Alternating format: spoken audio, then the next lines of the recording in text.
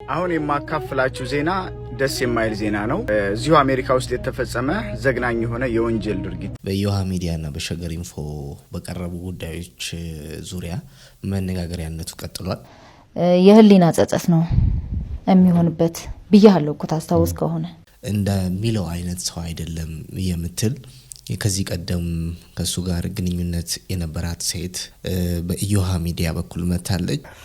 መኪናዋን የምትቆምበትን ቦታ እንዳላየው እንዴት ነው የሚያደርጉት? የሆነ ቦታ እንደጠብቃቸው ያደርጉና ይዘዋት ነው የሚመጡ። የምን ዛ ድረስ እንኳን ሄጄ የት እንደሚገባ የት እንደሚወጣ ራሱ መኪናው አላውቅም። አንድ ሰው ስደትን ከመረጠ እንደ ሻማ እየቀለጠ ነው ማለት ነው። አንዳንዴ የጠበቅነውና እኔ ስደት ላይ ሀገሬ ቤት ላይ ሲነገረኝ ተሰማው የነበረውና ትክክለኛ ላይ እንዲሁም በትክክለኛው መስመር ቀጥታ ነገሮች ፋሲሊቴት ተደርገው በመጡበት ሁኔታ ላይ መጥቼ ሳየው የእውነት በጣም ምንም የጠበቅኩትና ሲነገርለት የነበረው ነገር የተገናኘልኝ ነገር አይደለም። ሰላም አዶት እንዴት ናችሁ? በያላችሁበት የዓለም ዳርቻ የዓለም ክፍል ሁሉ ብዙ ሰላም እንዲሆንላችሁ እመኛለሁኝ። እንደተለመደው ተገናኝተናል። እስከ ዝግጅታችን ፍጻሜ ድረስ አብራችሁ እንድትቆዩ በአክብሮት ጋብዛለሁኝ። መልካም ጊዜ ይሁንላችሁ። ቴምር ፕሮፐርቲስ እነሆ አዲስ ሳይት ሳር ቤት በ35% ቅናሽ በ100% ክፍያ ባለ 2 መኝታ 81 ካሬ 6 ሚሊዮን ብር፣ ባለ 2 መኝታ 106 ካሬ 7.9 ሚሊዮን ብር፣ ባለ 3 መኝታ 134 ካሬ 10.3 ሚሊዮን ብር፣ ባለ 3 መኝታ 152 ካሬ 11.3 ሚሊዮን ብር መግዛት ይችላሉ። በ20% ቅድመ ክፍያ በግንባታ ሂደት ለሚከፍሉ 81 ካሬ ሙሉ ክፍያ 9.3 ሚሊዮን ብር፣ ቅድመ ክፍያ 20% ወይም 1.8 ሚሊዮን ብር፣ 106 ካሬ ሙሉ ክፍያ 12.1 ሚሊዮን ብር፣ ቅድመ ክፍያ 20% 2.4 ሚሊዮን ብር፣ 139 ካሬ ሙሉ ክፍያ 15.9 ሚሊዮን ብር፣ ቅድመ ክፍያ 20% 3.1 ሚሊዮን ብር።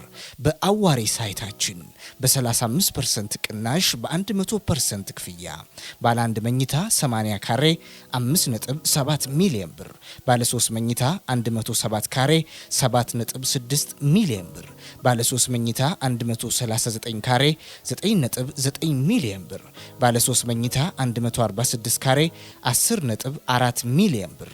በ20% ቅድመ ክፍያ በግንባታ ሂደት ለሚከፍሉ 80 ካሬ ሙሉ ክፍያ 8.8 ሚሊዮን ብር፣ ቅድመ ክፍያ 20% 1.7 ሚሊዮን ብር፣ 133 ካሬ ሙሉ ክፍያ 14.6 ሚሊዮን ብር፣ ቅድመ ክፍያ 20% 2.9 ሚሊዮን ብር፣ 146 ካሬ ሙሉ ክፍያ 16 ሚሊዮን ብር፣ ቅድመ ክፍያ 20% 3.2 ሚሊዮን ብር፣ ቀሪውን 80% በግንባታ ሂደት ያለምንም ወለድና የግንባታ ዕቃው ጭማሪ በኢትዮጵያ ብር ከፍለው የሚጨርሱት። 30% እና ከዚያ በላይ ለሚከፍሉ ከከፈሉት ላይ ከ15% እስከ 25% ቅናሽ አዘጋጅተናል።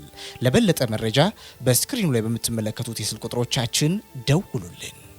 ቴምር ፕሮፐርቲስ። ዛሬ እንግዲህ እንደተለመደው በተለያዩ ጉዳዮች ላይ እንነጋገራለን። ከምንነጋገርባቸው ነጥቦች መካከል የሰሞኑ ከኖርዌይ ዲፖርት የተደረገው ወንድማችን ጉዳይ አንዱ ነው። ያው የተለያዩ ሀሳቦች እየተሰጡበት ይገኛሉ። ለመመልከት እንሞክራለን። አስቀድመን ግን እንደ ጥንቃቄ እንዲሆን በመላው ከኢትዮጵያ ውጭ ለምትገኙ ስደተኞች በተለይ ደግሞ በአሜሪካን ለምትገኙ ስደተኞች እንደ ጥንቃቄ የሚሆን መልእክት አለ። እሱን እንስማና እስቲ ተመልሰን እንገናኛለን። አሁን የማካፍላችሁ ዜና ደስ የማይል ዜና ነው። እዚሁ አሜሪካ ውስጥ የተፈጸመ ዘግናኝ የሆነ የወንጀል ድርጊት ነው። በሚኒሶታ ውስጥ የተፈጸመ ማለት ነው። ይሄን ግን ማቀርበው ለምንድን ነው? ምናልባት አሁን እኔ በማስተላልፋቸው የጥንቃቄ መልእክቶች ብዙ ጊዜ ከቀልድ ባሻገር የጥንቃቄ መልእክቶችን እየመጣሁ እናገራለሁ። እኔ በማስተላልፈው አንድ ሰው ቤተሰቡን ሴቭ ማድረግ ከቻለ ራሱን ሴቭ ማድረግ ከቻለ እያልኩ ነው። እና ከቀልድ ባሻገር እንደዚህ አይነት ነገሮችን እናስተላልፋለን ማለት ነው። ዛሬ ዩቲዩብ ላይ ስመለከት ኒውስ ምናምን ዜና ምን አለ ብዬ ሳይ ፌክ የዩፒኤስ ዩኒፎርም የለበሱ ሰዎች 3 ሆነው መጥተው የግለሰቦችን ቤት ያንኳኳሉ ማለት ነው። እና ከፈቱላቸው። እዛ ጋ ነው ችግር የተፈጠረው። ሲከፍቱላቸው ወሪዝ ማይ መኒ እያሉ ገንዘቡን ስጡኝ፣ የታለ ብሬ ምናምን እያሉ የባልን የሚስትን የ20 ዓመት ልጃቸውን ነፍስ በሽጉጥ ጨፍጭፈው ገደሉ። በጣም ነው የሚያሳዝነው። በእርግጥ ወንጀለኞቹ ተይዘዋል። ያን ያደረጉት ምንም በማያውቁ ከ5 ዓመት በታች እድሜያቸው የሆኑ ሌሎች ህፃናቶች ነበሯቸው። እነሱ እያለቀሱ ፊት ለፊታቸው ያ ድርጊት ተፈጸመ። እሺ ያለፉትስ አለፉ፣ ሄዱ ወደማይቀረው፣ ሁላችንም ወደዛው ሄዱ። እሺ እነዚህን ታዳጊ ህፃናቶች ግን አስቧቸው። እንዴት ነው አሁን ከዚህ በኋላ እንዴት ነው ምንድነው የሚሆነው? አይምሯቸው ሰላማዊ ሰው ነው የሚሆኑት? እድገታቸው ትክክል ነው የሚሆነው? በጣም ዘግናኝ ነው። እና ቪዲዮውን ባላየሁት በቀረብኝ ነው ያሰኘኝ እውነት ለመናገር። ለምንድን ነው ታዲያ ይሄን የማቀርበው? እቃ ኦርደር አድርጋችሁ ከአማዞን ሊሆን ይችላል፣ ከዩፒኤስ ሊሆን ይችላል፣ ከፌዴክስ ከወልማርት ኦርደር ካረጋችሁ በኋላ በራችሁ ሲንኳኳ ዩኒፎርም ስለለበሱ ብቻ አትክፈቱ። ዩኒፎርም ይልበሱም አይልበሱም ቴክኒሻን ነኝ ብሎ ይምጣ ምን ይምጣ በር አይከፈትም። በቃ በር አትክፈቱ። እኔ በቤተሰብም በጓደኛም ብዙ ጊዜ ስለማይ ነው በር ጀስት ሲደረግ ሮጦ ሄዶ ሁይዚስ እያሉ ሄዶ መክፈት ነገር አለ። እንደዛ ባናረግ መልካም ነው እላለሁ። ራሳችንን ሴቭ እናርግ። ምክንያቱም ብዙ እብድ ብዙ ተስፋ የቆረጠ ሰው እዚህ ሀገር አለ። ልብ አድርጉ። አሁን እነዚህ ሰዎች ሄደው ስለገደሉና ፖሊስ ስለያዛቸው ነው እንጂ ከኛ ጋር እኮ ሬስቶራንት አብረው የሚውሉ የሚገቡ የሚወጡ ጋዝ ስቴሽን የምናገኛቸው ሰዎች ናቸው። ላናገኛቸው የምንችልበት ምክንያት የለም። በቃ ሰዎች ናቸው። አትለዩቸውም። ገብቷቸዋል። በሰው አይምሮ ውስጥ ምን እንዳለ አታውቁም። ምን እንደሆነ አታውቁም። ስለዚህ ራሳችንን እንጠብቅ ለማለት ነው። ሌላው እንደ ቲፕ የምጨምርላችሁ ስልክ ሲደውላችሁ የማታውቁት ስልክ ሲመጣ ብድግ አድርጋችሁ ሄሎ ምናምን አትበሉ። ዝም ብላችሁ አዳምጡ። ቁጥሩን አታውቁትማ። ዝም እነሱ ይለፍልፉ፣ እነሱ ያውሩ። ጆሲነስ ባል ለምንድን ነው የስ ምለው? ለምን የስ እላለሁ? እሱ ይንገረኝ። አንተ ማነህ ማለት መቻል አለብኝ። እና እኔ እናንተ የስ ስትሉ የእናንተ ወርድ የስ የምትለው ቃል ትቀዳና ለሌላ ፐርፐዝ ይፈልጉታል፣ ይጠቀሙበታል ማለት ነው። ራሳችንን እንጠብቅ፣ በጥንቃቄ እንመላለስ ለማለት ነው። መልካም ቀን ይሁንላችሁ። ለወዳጆቻችሁ አጋሯቸው። ይመቻችሁ ባይ። ቀደም ብዬ እንዳልኳችሁ ከኖርዌይ ዲፖርት የተደረገው ወንድማችን ጉዳይ በዮሃ ሚዲያና በሸገር ኢንፎ በቀረቡ ጉዳዮች ዙሪያ መነጋገሪያነቱ ቀጥሏል። ያው ዲቴል ሀሳቡን ይሄ ነው እውነቱ ወይም ደግሞ እውነተኛው እሱ ነው እውነተኛው እሷ ናት ለማለት ሳይሆን ምናልባት ለጥንቃቄ የሚረዱና ከዚህ ነገር ጀርባ ያለውን ጉዳይ ነው እንድንነጋገር የፈለጉት። ስለዚህ በመጀመሪያ ይህን ጉዳይ ላልሰማችሁ ወንድማችን ዳንኤል ወይም ከኖርዌይ ዲፖርት የተደረገው ወንድማችን ማን ነው፣ ለምንድን ነው እንደዛ የሆነው የሚለውን ይሄ ቪዲዮ ይገልጽላችኋል ብዬ አስባለሁ። እስቲ እንየው። የመኪና አስመጪ የነበረ ሰው አሁን ጎዳና ላይ ወድቋል። ሰርታችሁ ተለውጣችሁ ክፈሉ ብሎ ለሰዎች መኪና ገዝቶ ተስፋ የሆነ ሰው አሁን የራሱን ተስፋ አጥቷል። ውጭ ሀገር በድሮት የነበረ ሰው አሁን የሰው ጥገኛ ሆኗል። በምን ካላችሁ ታሪኩ እንዲህ ነው። ኮፒ ሊንክ ሼር እያደረጋችሁ አድምጡኝ። ይህ ዳንኤል የተባለ ሰው ኖርዌይ ለ18 ዓመት ኖሯል። የመኖሪያ ፈቃድም አለው። በዛ 16 ዓመት ስራ ሰርቷል። 12 ዓመቱን በባስ ሹፌርነት ነው ያገለገለው። እዛው ከተዋወቃትም ኢትዮጵያዊ ሴት 3 ልጆችን ወልደዋል። አንድ ጊዜም ሻይ ለመጠጣት ካፌ ቁጭ ባለበት ድንገት ፖሊሶች ይመጡና በአያት ስም መመሳሰል ብቻ በተጭበረበረ ስም ነው ወደዚህ ሀገር የገባው በማለት በእጁ ያለውን ነገር በሙሉ ወስደው ያስሩታል። በ2 ቀን ውስጥም ወደ ኢትዮጵያ ይልኩታል። ጉዳዩ ስህተት እንደነበረ ለብዙዎች ለማስረዳት ቢሞክርም ሰሚ አጥቷል። ተንኮልም ስህተትም ሊሆን ይችላል፣ ብቻ አይታወቅም። በእጁ ከኤርፖርት ሲወርድ ከሰጡት ወረቀት ውጭ ምንም አልነበረውም። እዛ ካለች ከልጆቹ እናት ጋርም ሊገናኝ አልቻለም። እዚህ ከመጣም በኋላ መባረሩን ሲያውቁ ወንድሞቹ ሊያስጠጉት ፈቃደኛ አልሆኑም። ያ ምቾት የነበረም ሰው ጎዳና ላይ ወድቆ በረሃብ በልጅ ናፍቆት በቁጭት በተስፋ መቁረጥ ራሱን ለማጥፋት ሁሉ አስቦ ያውቃል።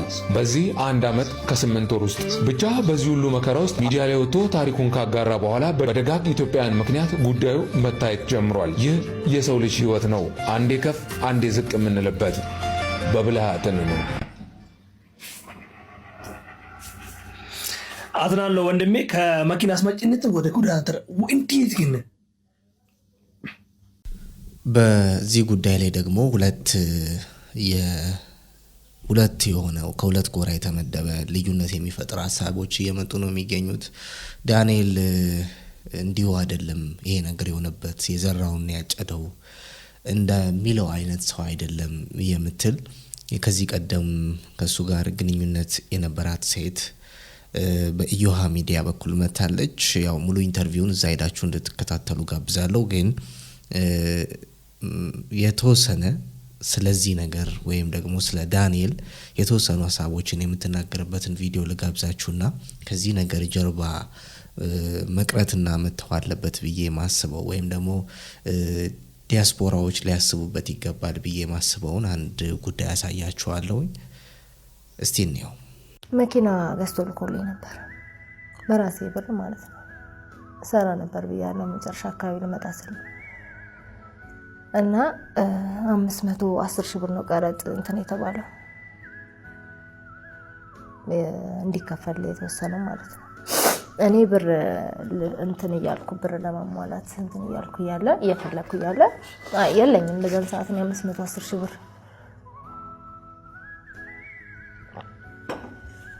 የመኪናው ዲቴል ለወንድሙ ሰጥቶ እንዲያወጣው አደረገ። መኪናው የመጣው ለኔ ነው።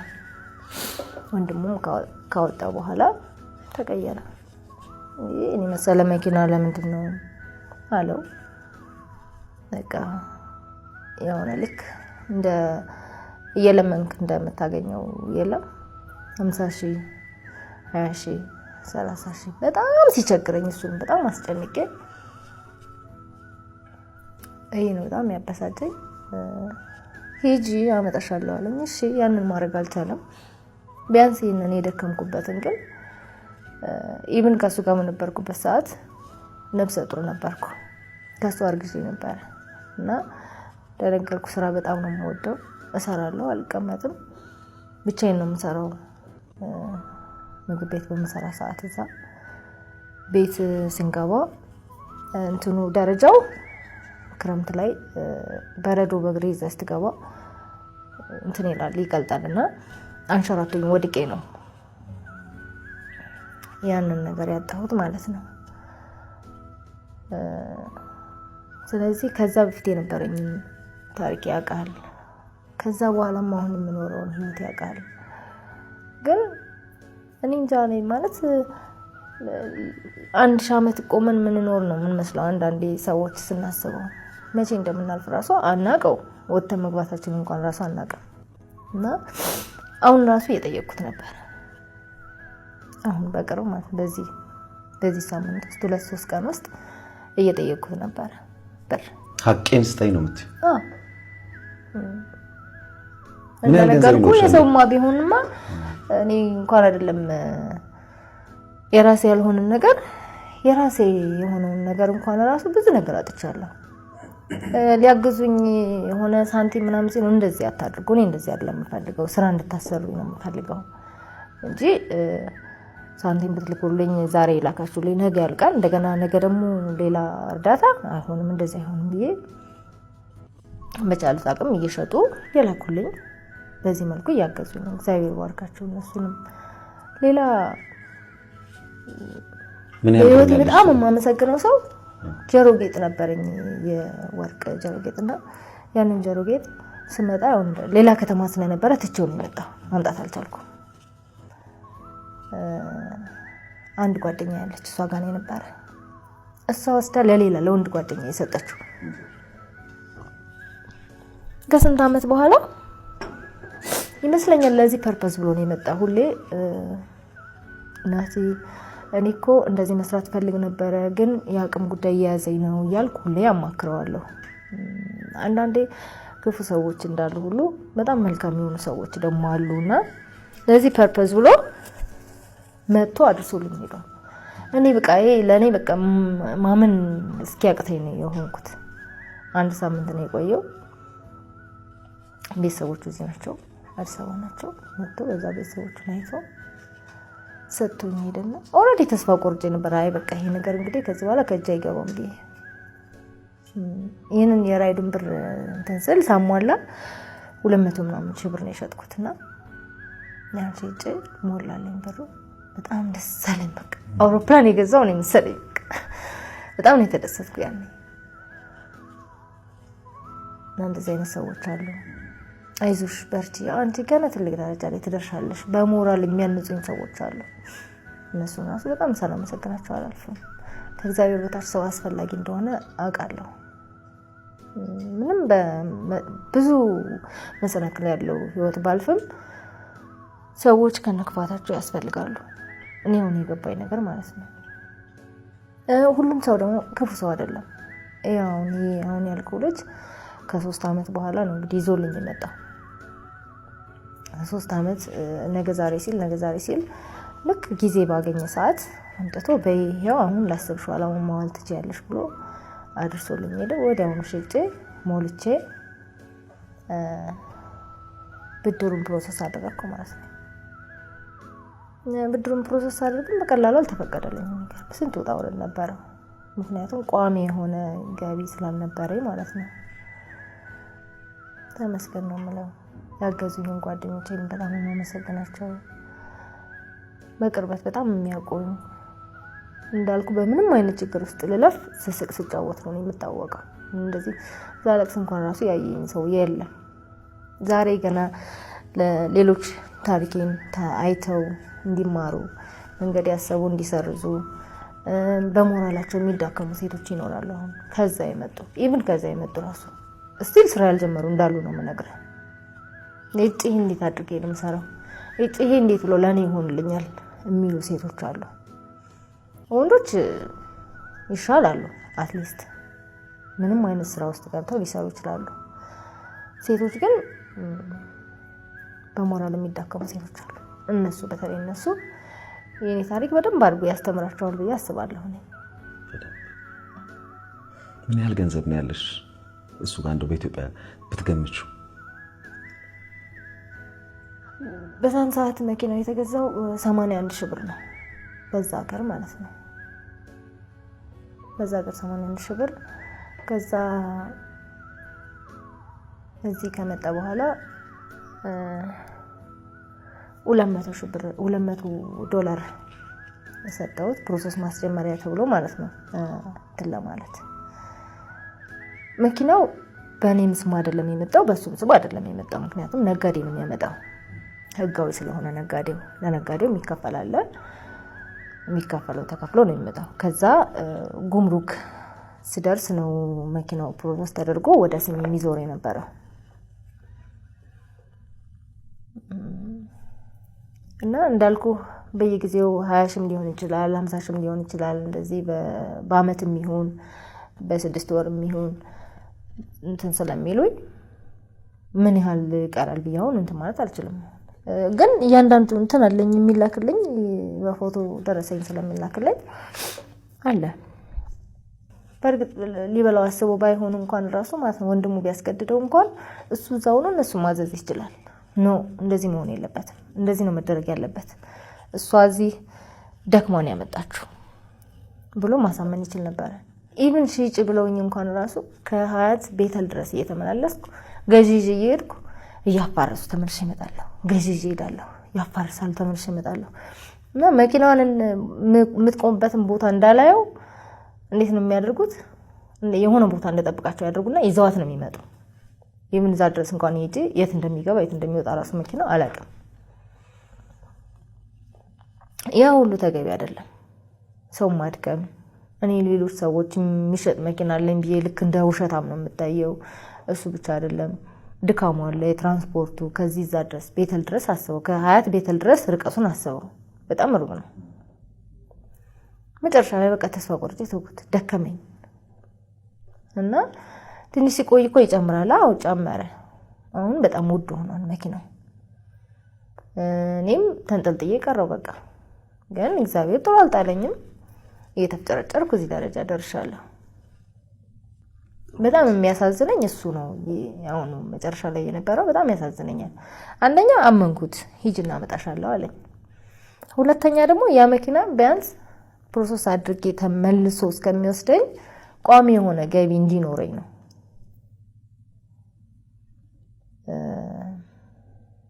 መኪናው ተገዝቶ እንዲመጣ የተደረገው ማለት ነው። ተነጋግረንበት።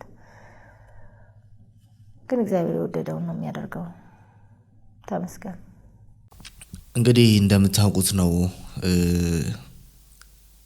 አንድ ሰው ስደትን ከመረጠ እንደ ሻማ እየቀለጠ ነው ማለት ነው። ምክንያቱም ለራሱ መኖርን ትቶ ለሱ ህይወትን የሱን ህይወትን ድሎት ትቶ ለሌሎች ሰዎች መኖር የሚጀምርበት ለሌሎች ሰዎች መኖር የሚጀምርበት ብቻ ሳይሆን ለሌሎች ሰዎች እየኖረ ህይወቱን የሚፈጽምበት ነው የሚሆነውና ብዙ ጊዜ ስደት እዚህ ሀገር ቤት ላለን ሰዎች የሚመስለን የገነት ህይወት ወይም ደግሞ ምንም ጭንቀት ምንም መቸገርና ምንም ሀዘን ምንም ውጥረት የሌለበት የሰላምና የደስታ የገነት ህይወት አድርገን እንቆጥራለን። ግን በተቃራኒው እንደሆነ ከሚገነዘቡ ሰዎች አንዱ ነኝና በስደት ህይወት ውስጥ የምናደርጋቸው የምናከናውናቸው የምንሰራቸው ስራዎች ለራሳችን ጥቅም ወይም ለግል ህይወታችን የህይወት ለውጥ ቢያመጣም ግን ለራሳችንን መስዋዕት አድርገን የምንሰራውና የምናደርገው ነገር ነው ብዬ አስባለሁ። ከዚህ ጋር ተያይዞ ከዚህ ነገር ጀርባ አሁን የነዳንኤልም የታችንም ነገር ቁጭ እናድርገውና ከዚህ ነገር ጀርባ ያለውን ወይም ማሰብ ያለብን እንደ ዋርኒንግ መውሰድ ያለብንን ፖይንት ነው ላነሳላችሁ የምፈልገው። ስለዚህ ቀጣዩን ቪዲዮ እንድትከታተሉት ጋብዛችኋለሁኝ። በእርግጠኝነት እኔ ስደተኛ ሳልሆን እሷ ቀጥዬ ማሳያችሁ ቪዲዮ ላይ ያለችው ታችን የተናገረችው ነገር ስደተኛ ሳልሆን ምን ያህል ጠቃሚ ቪዲዮ እንደሆነ አይቻለሁኝ። እንድትሰሙትና እንድትከታተሉት ልጋብዛችሁ። ሰላም ሰላም ቤተሰብ እንዴት ናችሁ? ሰላም ናችሁ ወይ? እኔ በጣም ሰላም ነኝ። ዛሬም እንደሁል ጊዜው ሶሻል ሚዲያ ላይ ዞር ስል አንድ ቪዲዮ አየሁና ሸገር ኢንፎ መሰረት በዙ የምታቀርበው ፕሮግራም ላይ አንድ ፕሮግራም አየሁና ለ18 አመት ኖርዌይ የኖረ ሰው ያውም ፐብሊክ ሰርቪስ ሲሰጥ የነበር የባስ ሹፌር ሆኖ ለ12 አመት ያገለገለ ነገር ግን ዜግነት ኖርዌያዊ ዜግነት ስትጠይቅ የጠየቅበት መንገድ በተሳሳተ ስም ነው ተብዬ ዲፖርት ተደርጌ ብሎ አገራችን ላይ ጎዳና ወጥቶ ያየውን ሰው እሱን በተመለከተ ሸገር ኢንፎ ላይ ያየሁት ቪዲዮ የእውነት በጣም ነው ልቤን የሰበረኝ። ብዙ ነገር እንዳስብም አድርጎኛል። እናንተም ሀሳብ አስተያየታችሁን ትሰጣላችሁ። ዞሮ በሀገራችን ላይ እንደምናየው ስደት ብዙ አይነት መንገዱ ብዙ ነው። የስደት ምክንያቱም ብዙ ነው። ነገር ግን ያው በፖለቲካም ሰው ሊሰደድ ይችላል፣ ለተሻለ ኑሮም ሊሰደድ ይችላል። አሁን ባለንበት ደግሞ ጦርነቱ፣ ረሃቡ፣ ስራ አጥነቱ መብዛቱ ራሱ በባህሪው ሰዎችን ሊያሰድድ እንደሚችል እያየንበት ያለንበት ኮንዲሽን ነው። ሰው ተሰዶ የተሻለ ህይወት ላይፍ ይኖረኛል ብሎ ያስባል። ከዛ ውጭም ደግሞ የተስተካከለ ሀገራችን ላይም ደግሞ ኑሮ አለ ተብሎ በሚታሰብበት ወቅትና ጊዜም ራሱ ስደትን እንደ ትልቅ ነገር አድርገን እንወስዳለን። የእውነት እኔ በታሪክ አጋጣሚ እንግዲህ ከሀገር ወጥቼ አይቼዋለሁ። ወጣለሁ ብዬ አንድም ቀን አስቤው አላቅም ነበር። ግን እንግዲህ የሰው ልጅ እንግዲህ በህይወቱ የሚገጥመውን ነገር አናቅም። ያው እንደ እግዚአብሔር ፈቃድ ሆኖ በቀጥታ መንገዱም ተስተካክሎልኝ ነው የመጣሁት። ነገር ግን አንዳንዴ የጠበቅነውና እኔ ስደት ላይ ሀገሬ ቤት ላይ ሲነገረኝ ስሰማው የነበረውና ትክክለኛ ላይ እንዲሁም በትክክለኛው መስመር ቀጥታ ነገሮች ፋሲሊቴት ተደርገው በመጡበት ሁኔታ ላይ መጥቼ ሳየው የእውነት በጣም ምንም የጠበቅኩትና ሲነገርለት የነበረው ነገር የተገናኘልኝ ነገር አይደለም። እንግዲህ ድሮ ሲፈጠርልን የነበረው ምስል ወይም ስንሰጠው የነበረውን ወይም ስንጠብቀው የነበረውን ነገር ጠብቄ ሊሆን ይችላል። እንግዲህ እናንተም የራሳችሁን አስተያየት ልትሰጡ ትችላላችሁ። ዞሮ ሰው በተለያየ መንገድ ይሰደዳል። ብዙ ጊዜ በሪፊውጅ የሚመጣ አለ፣ የመንግስትን ከለላ ጠብቆ። የመንግስትን ከለላ ሲመጣ ደግሞ ብዙ ጊዜ እዚህ ሀገር መጥቼ የተረዳሁት ምንድነው ሰው ሴትል ሲያደርግ ሪሴትል እስኪያደርግ ድረስ ፉድ ባንኮች የተለያዩ ዶኔሽኖች ዶኔት እየተደረገ ይረዳል ወይም በዛ ከበሬጅ ያገኛል። ነገር ግን እኛ እንደ ሀገር እንደ ልምድም እዚያ ያየሁት ነገር ምንድነው ያን በዶኔሽን ሲሰጠን የነበረውን ወይም ከፉድ ባንክ ሲሰጠን የነበረውን እርዳታ በዛው ልክ ይዞ እንደሚቀጥሉ አሁን ሰሞኑ አሜሪካ ላይ ራሱ የሚወጡ መረጃዎች ብዙ ነገርን ያስተምረናል። ምክንያቱም እነዛ በፉድ ባንክ ወይም ዶኔት የሚያደርጉ ተቋማቶች እኛ ሪሴትል እንድናደርግ ከባዶ መጥተን ባረፍንበት ጊዜ እንዲረዱን እንጂ እድሜ ልካችን እንድንጠወርባቸው አይደለም። ከመርዳትም በላይ ደግሞ ራሳችን ችለን ስንቆም ታክስ ከፋዮች ስንሆን አንዳንድ ሰው ታክስ ከፋይ ነኝ ይላል። ታክስ ይሄ ሚኒመም ሪኳየርመንት ነው። ነገር ግን ከዛ በላይ ማድረግ እንደሚጠበቅብን ግን ብዙዎቻችን የምናውቅ አይመስለኝም። ተሰደን በመጣንበት እንዳልኩት ሪሴትል እስክናደርግ እንደነዚህ አይነት ተቋማቶች ከረዱን በኋላ በደንብ ግን ቁመን ራሳችን ተከፋዮች ወይም ደግሞ ተከፋዮች ወይም የራሳችንን ስራ ከፍተው የሚሰሩ ሰክሰስፉል የሆኑ ሰዎች ኢትዮጵያውያን አሉ። ነገር ግን ለነዚህ ተቋማቶች ስንቶቻችን ኮንትሪቢዩት እናደርጋለን? አሁን ታክስ መክፈል ግዴታ ነው። በየትም ቢሆን ሰርቶ በነፊት የሚያገኝ ሰው ማንኛውም ሰው ታክስ የመክፈል ግዴታ አለበት። ነገር ግን ለእንደነዚህ አይነት ተቋማቶችስ ተመልሰን እኛ ምን ያህሉን ዶኔት እናደርጋለን? ብዙ ጊዜ በእኛ ሀገር የተለመደው በባህላችን በወጋችን ምንድነው የተወሰነ ነገር ይሰራል፣ ይሰበሰባል፣ ቋጥሮ ወደ ሀገር ቤት መሮጥ ነው። ከዚህ ግን ለምንኖርበት ስንመጣ ሪሴትል ስናደርግ ለረዱን ሰዎች እድሜ ልካችን ጠባቂ ከመሆን ይልቅ ለነሱስ ምን ያህል ኮንትሪቢዩሽን እናደርጋለን? ሾፕ ስናደርግ በገዛንበት መጠን ልክ የተወሰነ ፐርሰንት ለፉድ ባንኪንግ መስጠት እንዳለብን ስንቶቻችን እናውቃለን? ምክንያቱም ተሰደን መጠንም ቢሆን በውጤታማ ሰክሰስፉል የሆኑ ሰዎች በጣም ብዙ ሰዎችንም አውቃለሁ።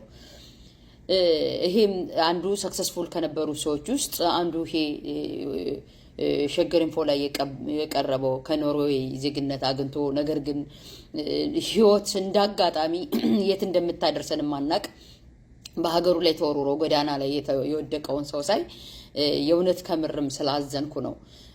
ምክንያቱም ይሄ ሰው በሀገር ቤት ውስጥም መኪና አስመጪ ዶልፊኖችን አስመጪ የነበረ ሰው ነው። ነገር ግን አገር ቤት ላይ ሲሄድ ቀድም እንዳልኩት ለስደት ያለን ትልቅ ግምትና ያለን ትልቅ ሁኔታ ሲወጣ እሰየው ሄደ ተበቃ ሊሄድ ነው ሊያልፍላችሁ ነው ተብሎ አገር ጎረቤቱ መንደሩ ሁሉ ቤተሰብን ጠይቆ በጣም ለቤተሰብ ሁሉ የኛ መሰደር ለቤተሰብ የተሻለ ስታተስ እስከሚያሰጥ ድረስ ሳይ በጣም የሚያሳፍርም የሚያሳዝንም ሁኔታ ነው። ያ ብቻ አይደለም፣ ቤተሰብ ራሱ ከህይወት እንትን ሁሉ ከህይወት ምዕራፍ አብሮም ያስወጡ ሁሉ ይመስለኛል። የሰው ልጅ ተሰደደ ማለት ጥቅማ ጥቅም፣ እርዳታ፣ የቤተሰብ ውርስ የሚያስፈልገው የማይመስለው በጣም ብዙ ቤተሰብ አለ። ሁልጊዜ መረዳትን እንጂ እነሱ መርዳት እንዳለባቸው የማይረዱ አሉ። ይሄን ሰው ሳየው መኪና አስመጪ የነበረ ሰው በታሪክ አጋጣሚ በቃ ብድግ ተደርጎ ምኑንም ባላወቀበት ሀገር ላይ ሲወረወር ኦልሬዲ ዜግነቱን ቀይሯል። ነገር ግን በዚህ ጉዳይ ላይ ቤተሰብ ትልቁን ድርሻ ሊይዝ ይገባል። ምክንያቱም ሀገሩን እንግዲህ ቀይሯል። ኦልሬዲ ሲቲዝን የሆነው ኖርዌያዊ ነው። የኖርዌያዊ ደግሞ አልተቀበለውም። በስህተት ነው እንደዚህ የመጣህ ብለዋል። ለማጣራትም ጊዜም እንግዲህ የወሰዱበትን ጊዜ ያውቃሉ። ነገር ግን እሱ ባላሰበው መልክ እዛ ድረስ ደርሷል። ነገር ግን ቤተሰብ ትናንትና መኪና አስመጪ ሲሆን መቼም በባለቤትነት በኃላፊነት ሲሰራ የነበር ቤተሰብ እንደነበረ መቼም መገመት አያቅታለም። ጎዳና ላይ ወጡ ማደሪያ እስከሚያጣ ድረስ የእምነት ተቋማቶች ራሱ እስካልፈቀዱለት ድረስ ጎዳና ላይ ሲወጣ ቤተሰብ የት ነበረ ድርሻው? እውነት ይህ ሰውዬስ ኖርዌይ ለ18 ዓመት ሲኖራ ለቤተሰብ ምንም አይነት ሰፖርት ሳያደርግ ቀርቶ ነው? ምንም አይነት እርዳታ ሳያደርግ ቀርቶ ነው? ነገር ግን ብዙውን ጊዜ እኔ ስደተኛ ራሱ ሻማ ሆኖ ከመቅለጥም በላይ ለነገ ለልጆቹም የሚያስብም አይደለም። ምክንያቱም እንሰደዳለን፣ ቀድም እንዳልነው ሪሴትል እስክናደርግ በፉድ ባንኪንጉም በዶኔሽንም እንኖራለን። ተመልሰን ከነሱ እርዳታ ወጥተን እነሱን መርዳት እንዳለብን ሳናገናዝብ በዛው ላይ ገቢ እንኳን እያገኘን በእነሱ ውስጥ እንደምንቀጥል ባለፈው እንዳልኳቸው አሜሪካ ላይ የሚወጡ አንዳንድ ዜናዎችም ብዙ ነገር የሚያስተምሩን ነገሮች አይሉ። ነገር ግን እኔ በጣም ከዲያስፖራው ላይ ቅሬታ የሚሰማኝ እኛ ተሰደን ሻማ ሆነን ሪሴትልም እያደረግን ህይወታችን በዚህ መልክ ባከነ ያገኘነውን ነገር ሰብስበን ደግሞ ሀገር ቤት ላይ ሄደን ህንጻና ድንጋይ ነው ቆልለን የምንሄደው። ቢበዛ የጦሮታ ዘመናችን ከዛ ሆነና አስከሬናችን እንዲወጣ ለማመቻቸት ነው። ነገር ግን ለምንወልዳቸው ልጆች ግን እኛ ያለፍንበትን መከራ እንዲያልፉ ነው የምናደርገው። ምክንያቱም ኮምፒውተር እናደርጋለን ሀገር ቤት ላይ ማንኛው ፎቅ ሰራ አልሰራ ይላል። እዚህ ግን ልጆቻችን በሬዚደንሱ ልክ ኮምፒታንት ሆነው መውጣታቸውን ቼክ የሚያደርግ ነው የለም። ምክንያቱም ወደ ዩኒቨርሲቲ ብሪሊያንት ነው ወደ ዩኒቨርሲቲ እንኳን ቢገቡ ዩኒቨርሲቲ ላይ እንዴት ታፉ ነው ኮምፒታንት ነው ካልቸር ሾክ ሳይገጥማቸው እንዴት ይሄዳሉ የሚንለው ነው ብዙ አይሰራም በዛ ቢባል የተሻለ ስታተስ ሲኖረው ወይ ወደ እምነት ተቋማት ወስደን ቲክስ ያለው ስርዓት ያለው ልጅ እንዲወጣ ምናምን ያል እየቀረቀፍነ እዛው ላይኛ በወጣንበት መከራ ልጆቻችንም ለሰከንድ ለሰርድ ጄነሬሽን ስደተኛ እየተባሉ እንዲቀጥሉና አይና አፋርት እየተሸማቀቁ እንዲሆኑ ያደረግን ምን ሄድበት በጣም ብዙና ሰፊ ነው ምክንያቱም አንደኛ ዋጋ ከፍለና ዋጋ ከከፈልን በኋላ ጥርሳችን ነክሰን ልጆቻችን በሬዚደንሱ ላይ በነዋሪው ላይ እኩል እንደዜግነት ሊወለዱም ይችላሉ ትንንሾቹ ነው መጣው ደግሞ አሴምብል ሊያደርጉ ይችላሉ በማህበረሰብ ውስጥ ግን እንዴት ነው ታፉ ነው እነሱኛ ያላገኘነው እድል እንዴት ያገኛሉ የሚለው ማመቻቸቱን ትተን የምናገኛትን ነገር ሰብስበን ለልጆቻችን ቀደም እንዳለ ተባለው ድረስ የሚያስከብርን ነገር ሳይሆን ስቲል በዶኔሽን ውስጥ ቁጭ ብለን ስቲል በፉድ ባንክ በሚሰበሰብ ብር እየተጠቀምነ ሀገር ቤት ላይ ግን ድንጋይ እንቆልላለን የቆለልነው ድንጋይ ግን በተቸገርን በተባረን በተወረወርነ ጊዜ እንደማያዋጣ ይሄ ኖርዌያዊ ልጅ የውነት ውስጤንም ነው የሰበረኝ ሁላችሁም ኮንሺየስሊ ልታዩ ግድ ይላል ስንሰደድ ከተሰደድን ሻማነን ቀልጠናል አንዴ ለልጆቻችን ሳክሪፋይ ማድረግ አለብን በቃ ጥሩ ነገር ስማችንን ማስመዝገብ አለብን እየሰበሰብን እዛ ላይ እንበትናለን እዛ ያለው ሰው ደግሞ ከህይወታችን አስወጥቶናል አሁን ልጁ እንደማይመለስ ያውቁን አውጥተው ጎዳና ላይ የጣሉት ዜጋ አይደለም ምን ይሁን በጣም የተንደላቀቀ ኑሮ ደና ኑሮ የነበረው ሰው ነገር ግን እዛ ቦታ ላይ ሄዶ ጎዳና ላይ ሲወድቅ የተወለደበትን ሀገርም ኦሬዲ ቀይሯል ምንም ልታረጋው አትችልም ሀገር ቤተሰብ ግን ሊረዳውም አልቻለምና እንዲው በዚህ ጉዳይ እስኪ ሐሳብ አስተያየታችሁን ስጡ ለማለት ነው የተወደዳችሁ እንግዲህ ያያችሁትን ይመስል ነበር የዛሬ ቆይታችን አንዳች ጠቃሚ ነገር እንዳገኛችሁ ምንም ጥርጥር የለኝም በየትኛውም የዓለም ክፍል ኖሮ ኢትዮጵያውያን የሆናችሁ ወገኖቼ ወንድሞቼና እህቶቼ እግዚአብሔር ከክፉና ከመጥፎ ነገር ሁሉ እንዲጠብቃችሁ ምኞቴ ነው መልካም ጊዜ ይሁንላችሁ